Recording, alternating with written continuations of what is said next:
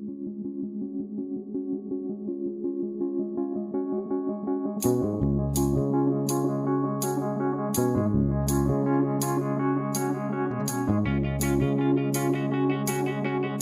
बच्चों, मैं प्रतिमा यादव राजकीय अभिनव इंटर कॉलेज जखी वाराणसी से एक बार फिर आप सभी का स्वागत करती हूँ रसायन विज्ञान की या आपकी केमिस्ट्री की कक्षा में।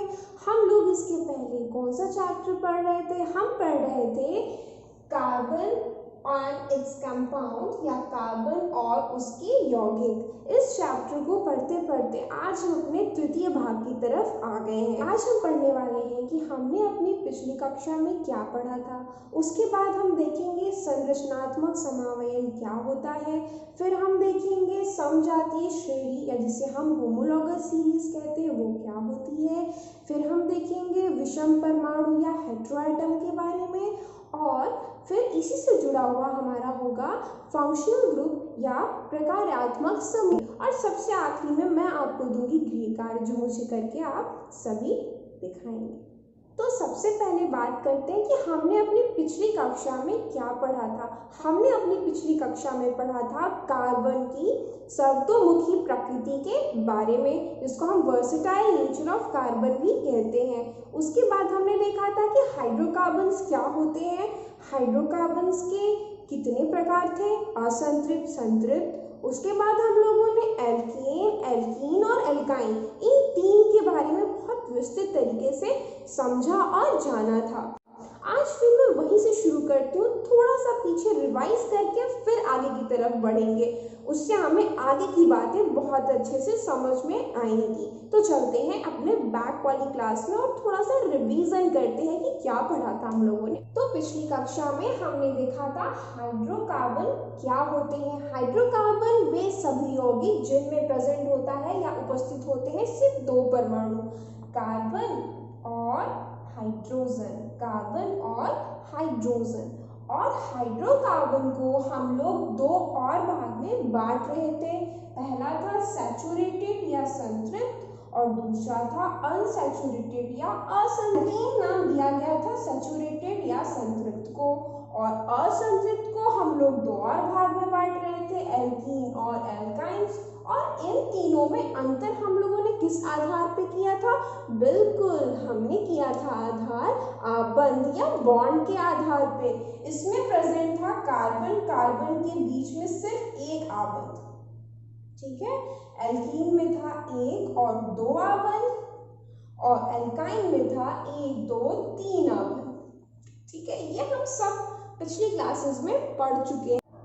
एल्कीन, एल्कीन और एल्काइंस इन तीनों का सामान्य सूत्र भी बताया गया था। इसका सामान्य सूत्र CnH2n+2, इसका था CnH2n और इसका था CnH2n-2। और इन सभी को याद करने की छोटी सी ट्रिक भी मैंने लास्ट क्लास में बताई थी आप सभी को। तो अब हम आगे बढ़ते हैं और आज के टॉपिक पे आते हैं। अब हम पढ़ने जा रहे हैं स्ट्रक्चरल आइसोमर्स या संरचनात्मक समावयन के बारे में। ये संरचनात्मक समावयन या स्ट्रक्चरल आइसोमर क्या होता है? तो स्क्रीन पर दो आपको स्ट्रक्चर्स दिखाई पड़ रहे हैं, दो आणविक संरचनाएं दिखाई पड़ रही हैं दो यौगिकों की। सबसे पहला सवाल कि इन दोनों यौगिकों की जो संरचना है उसमें क्या समानता दिखाई पड़ रही है? दोनों का जो फॉर्मूला है या जो सूत्र है वो समान है क्या? ये एल्केन है, एल्कीन है या एल्काइन है? और सबसे आखिरी में इनका नाम क्या है? तो एक एक करके आपके सवालों की तरफ हम बढ़ते हैं। सबसे पहले वाले स्ट्रक्चर को देखते हैं। सबसे पहले हम इसका फॉर्मूला निकालने की कोशिश करते हैं जो क्या होगी। तो कितने कार्बन है? 1, 2, 3, 4 कार्बन है, ठीक है। तो C4 और हाइड्रोजन कितने हैं? हाइड्रोजन है हमारे 1, 2, 3, 4, 5, 6, 7, 8, 9, 10, यानी हाइड्रोजन भी है 10। तो पहले वाले स्ट्रक्चर का फॉर्मूला क्या हो गया? C4H10, ठीक है। उसके बाद दूसरे वाले स्ट्रक्चर का भी फॉर्मूला देखते हैं। कितने कार्बन है? 1, 2, 3, 4, तो C4। और हाइड्रोजन कितने जुड़े हुए हैं उसमें? हाइड्रोजन भी है हमारे 1, 2, 3, 4, 5, 6, 7, 8, 9, 10, यानी हाइड्रोजन इज 10। तो इसका भी स्ट्रक्चर क्या, सॉरी, फॉर्मूला क्या आया है? C4 H10, यानी दोनों का ही आणविक सूत्र या मॉलिक्यूलर फॉर्मूला क्या है, समान है, पहला पॉइंट। अच्छा, दूसरा पॉइंट मैंने पूछा एल्केन है, एल्कीन है, एल्काइन है। इसमें देखो कार्बन कार्बन कार्बन दोनों ही संरचनाएं दिखाई पड़ रही है। कार्बन कार्बन जो है कि क्या है, सिंगल सिंगल बॉन्ड से जुड़ी हुई है, ठीक है।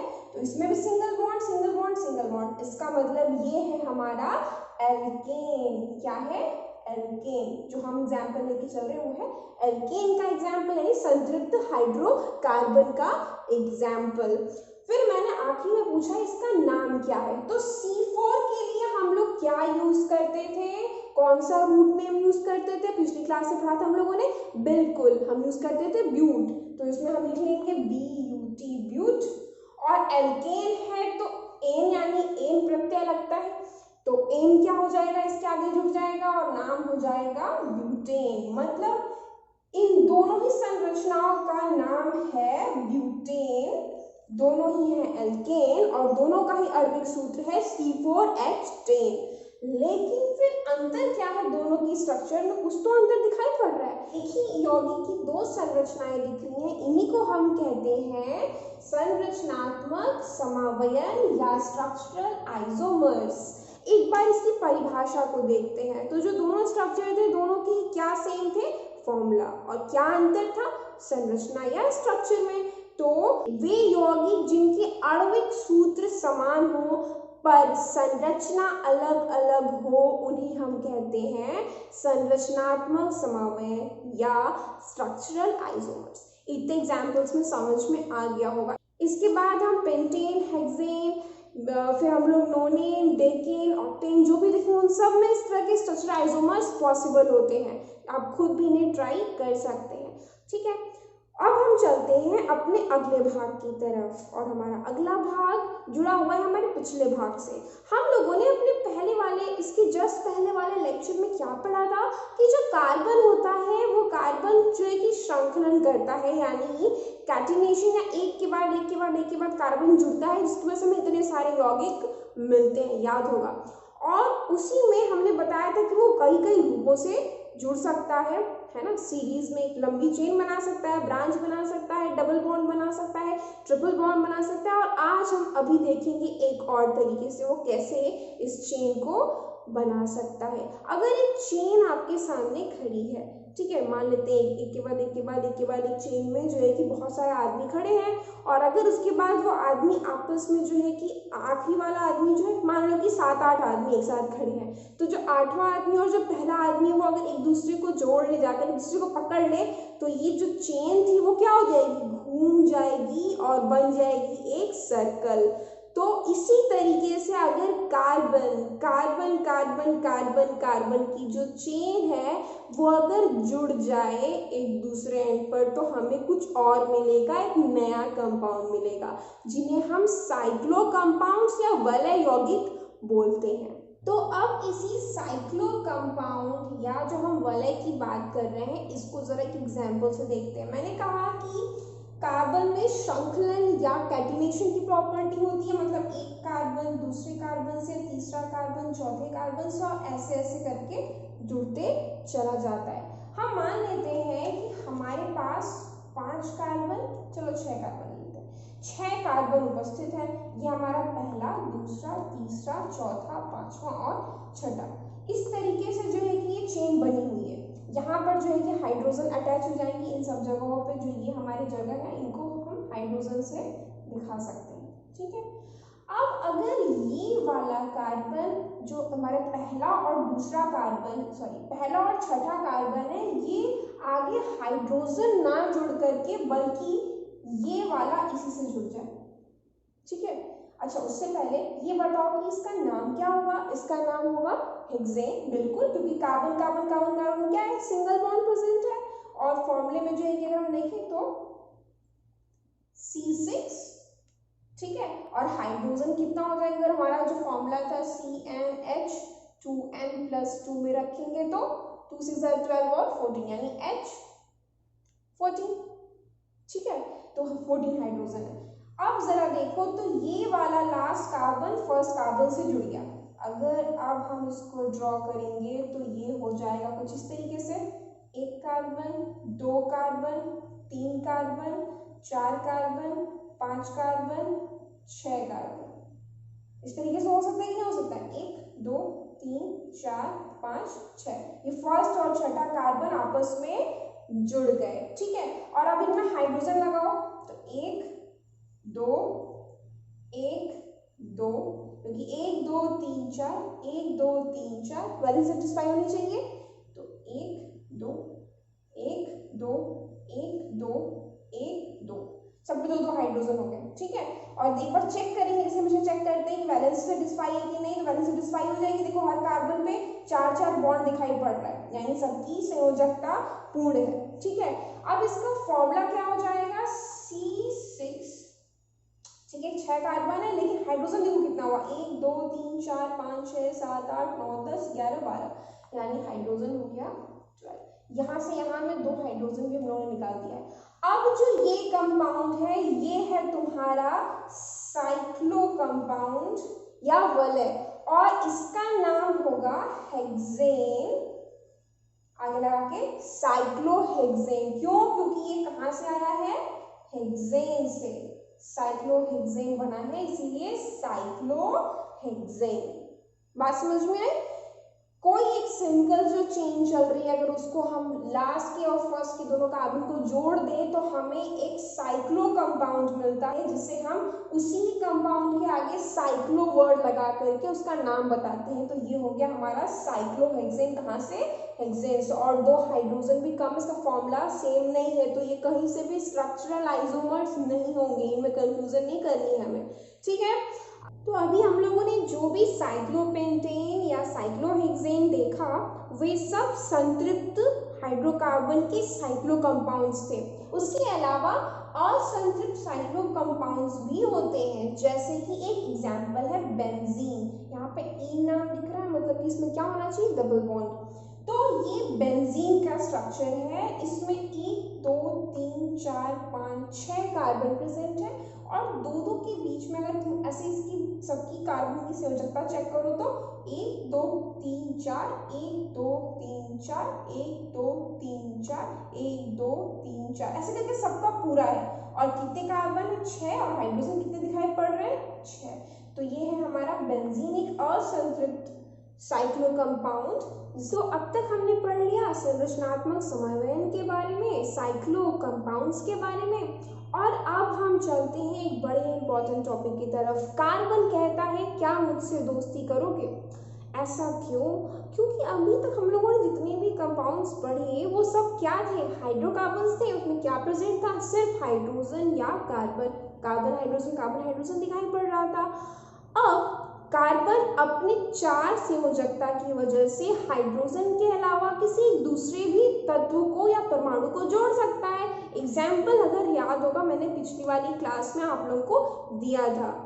तो इसी में अब हम लोग आगे बढ़ते हैं, और आता है अब एक नया टर्म जिसे हम कहते हैं हेटेरोएटम या विषम परमाणु। अब ये विषम परमाणु या हेटेरोएटम क्या होता है?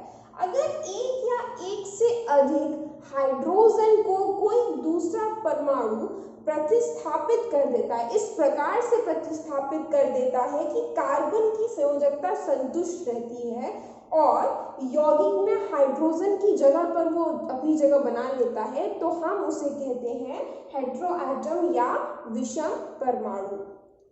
अब इसको एक एग्जांपल से देखते हैं, ठीक है। मान लेते हैं इथेन लेके चलते हैं हम। इथेन में जो है कि इस तरीके से हमारे 6 हाइड्रोजन प्रेजेंट है, ठीक है, 6 हाइड्रोजन प्रेजेंट है।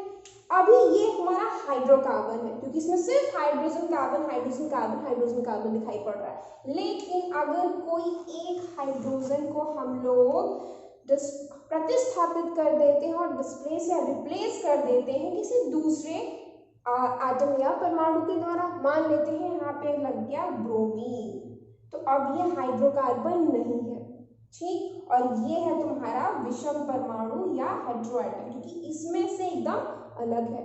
क्लोरीन की जगह मान लो हम जोड़ देते हैं, सॉरी ब्रोमीन की जगह हम जोड़ देते हैं क्लोरीन। तो ये है हेटेरोएटम्स के एग्जाम्पल्स जो कार्बन वाली इस सीरीज या जो हाइड्रोकार्बन है उसमें से हाइड्रोजन को प्रतिस्थापित कर रहे हैं। पर एक चीज ध्यान देने वाली है कि कार्बन की संयोजकता यहाँ भी संतुष्ट है। जरूरी नहीं कि सिर्फ एक ही कार्बन, दूसरा कार्बन भी जा सकता है, उसमें भी कोई दूसरा तत्व आके लग सकता है। इस तरह से हम कितने सारे कंपाउंड बना रहे हैं और अब हम हाइड्रोकार्बन के अलावा दूसरे कार्बन यौगिकों की तरफ बढ़ रहे हैं। अब मुझे ये बताओ, ये जो एक क्लोरीन, मान लो एक ही क्लोरीन हमने जोड़ा है, ये एक क्लोरीन जुड़ा है, तो अब क्लोरीन की जो प्रॉपर्टी होगी वो इस कंपाउंड को एकदम नई प्रॉपर्टी या नया गुण दे देगी या नहीं देगी? बिल्कुल नया गुण दे देगी, ठीक है। इसीलिए अब इसी से जुड़ा नेक्स्ट टर्म आता है जिसको हम कहते हैं फंक्शनल ग्रुप या प्रकार्यात्मक समूह। तो सबसे पहले हम प्रकार्यात्मक समूह या फंक्शनल ग्रुप की एक परिभाषा देखते हैं। हम लोग को इससे जोड़ना है हेटेरोएटम या विषम परमाणु से। तो विषम परमाणु क्या कर रहा है? कार्बन के यौगिक में जुड़ने के बाद उसको एक विशेष गुण दे रहा है, तो ये उसी से जुड़ा हुआ टर्म है।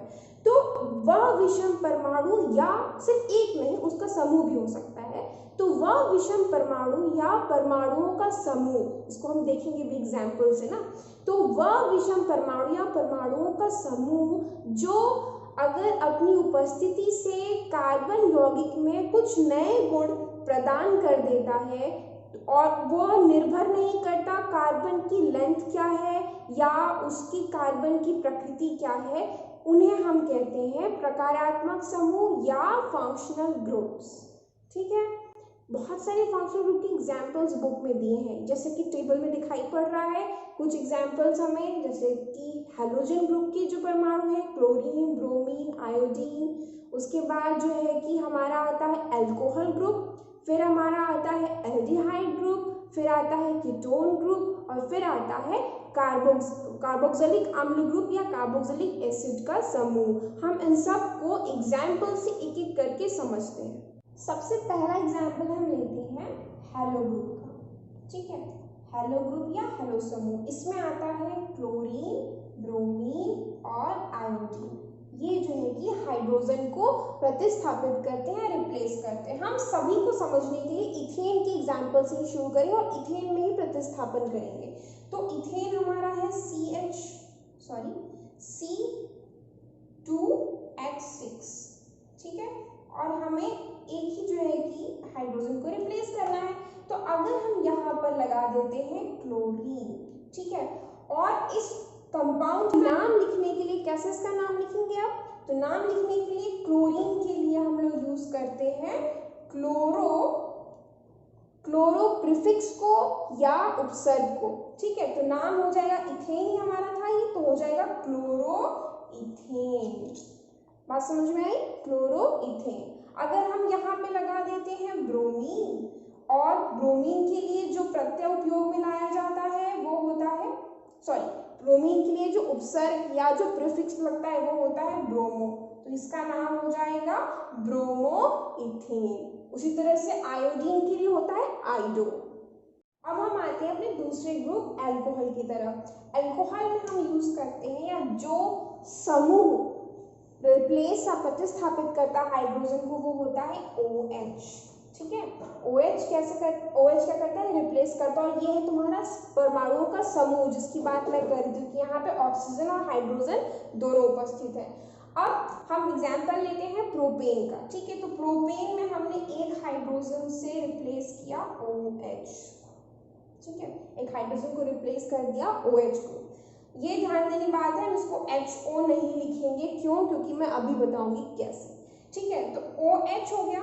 अब इसमें जो सफिक्स या प्रत्यय लगता है वो होता है ओल, और नाम कैसे लिखेंगे आप?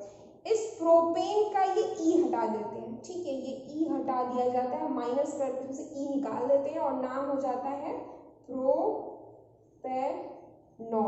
इस ई की जगह पर यहाँ पे हम लगा देते हैं ओल और नाम बन जाता है प्रोपेनॉल। बात समझ में? इसी तरीके से इथेनॉल, फिर ब्यूटेनॉल। ठीक है, एक एक OH लगते जाएगा और OL उसके नाम में लग जाएगा। इसको हम लोग कंडेंस फॉर्मूला लिखना सीखे थे, तो कंडेंस फॉर्मूला में कैसे लिखेंगे? CH3 CH2 CH3 CH2 CH2 और OH। ठीक है, ये हो गया हमारा प्रोपेनॉल का कंडेंस फॉर्मूला। अब आते हैं हम अपने नेक्स्ट ग्रुप की तरफ। हमारा नेक्स्ट ग्रुप है एल्डिहाइड ग्रुप। एल्डिहाइड ग्रुप में जो फंक्शनल ग्रुप रिप्रेजेंटेशन या दिखाया जाता है वो होता है C डबल बॉन्ड OH। ठीक है, प्रोपेन के ही एग्जांपल में हम लोग लेके चल रहे हैं, तो 3 कार्बन दिखाई पड़ रहा है और ये है हमारा एल्डिहाइड ग्रुप। ठीक है, एल्डिहाइड ग्रुप में जो हमारा सफिक्स या फिर जो प्रत्यय लगता है वो होता है अल, AL। ठीक है, तो उसी तरीके से प्रोपेन और इसमें से ये ई हटा करके हम लगाएंगे AL और नाम हो जाएगा प्रोपेनल। ठीक है, अल्कोहल का ओल था प्रोपेनॉल, ये है प्रोपेनल। और इसका स्ट्रक्चर जो कंडेंस फॉर्मूला देखो CH3 CH2 और CHO, ये हो गया HO। इसीलिए मैंने कहा अल्कोहल में कभी भी HO नहीं लिखेंगे, हमेशा OH लिखेंगे ताकि इन दोनों में अंतर समझ में हमें आए। बात समझ में आई? ये हो गया हमारा एल्डिहाइड ग्रुप। इसी से मिलता जुलता ग्रुप होता है हमारा कीटोन। ठीक है, क्योंकि इन दोनों को साथ में कार्बोनिल ग्रुप या कार्बोनिल समूह भी कहा जाता है, जिसको आप बड़ी कक्षाओं में पढ़ेंगे। आइए कीटोन को देखते हैं। हमारा नेक्स्ट ग्रुप है कीटोन ग्रुप। ठीक है, तो हमारा अगला ग्रुप क्या था? कीटोन ग्रुप था। कीटोन ग्रुप में जो फंक्शनल ग्रुप हमें दिखाई पड़ रहा है वो है C डबल बॉन्ड O। ठीक है, और ये हमारा जो एल्डिहाइड था C डबल बॉन्ड OH, इसमें और इसमें यही अंतर है कि यहाँ पे हाइड्रोजन की जगह अगला कार्बन जुड़ेगा। ये हमारा कीटोन ग्रुप को स्पेसिफाई करेगा। ठीक है, तो ये हमारा प्रोपेन में ही अगर हम लोगों ने बीच वाले कार्बन में डबल बॉन्ड ऑक्सीजन जोड़ दिया है तो अब ये हमारा हो गया है कीटोन समूह का यौगिक। और कैसे इसका नाम लिखेंगे? इसमें हम लोग यूज करते हैं सफिक्स ओन, या हम लोग की क्या प्रत्यय यूज करते हैं? ओन। तो ये ई नाम हट जाएगा, यहाँ से ई हटा लेंगे और लगा देंगे ONE और नाम हो जाएगा प्रोपेनोन। क्या नाम हो जाएगा? प्रोपेनोन। ठीक है, तो ये हो गया कीटोन ग्रुप। ये एल्डिहाइड से थोड़ा सा अंतर यहाँ पर C डबल बॉन्ड उसमें भी था इसमें भी था, पर यहाँ हाइड्रोजन होगा और यहाँ अगला कार्बन होगा। हमारा अगला समूह है कार्बोक्सिलिक ग्रुप। कार्बोक्सिलिक ग्रुप का जो फंक्शनल ग्रुप दिखाते हैं वो होता है C डबल बॉन्ड OOH। ये तुम्हारा इस एल्डिहाइड, यहाँ पे कार्बन, ठीक सॉरी एल्डिहाइड में यहाँ पे हाइड्रोजन था, फिर कीटोन में C डबल बॉन्ड O बीच में था, यहाँ कार्बन था, और अब ये है C डबल बॉन्ड OOH। तो यही प्रोपेन में हम लोगों ने जोड़ा है C डबल बॉन्ड OOH, यानी यहाँ पे डबल बॉन्ड जुड़ गया O और एक OH नेक्स्ट लास्ट वाले कार्बन में। ठीक है, इसका कंडेंस फॉर्मूला कैसे लिखेंगे? CH3 CH2 COOH। ठीक है, और नाम में हम लोग जोड़ते हैं ओइक एसिड। क्या प्रत्यय या क्या सफिक्स लगाते हैं? Oic acid. तो ई हट जाएगा यहाँ से और नाम हो जाएगा प्रोपेनोइक और एसिड अलग से एसिड।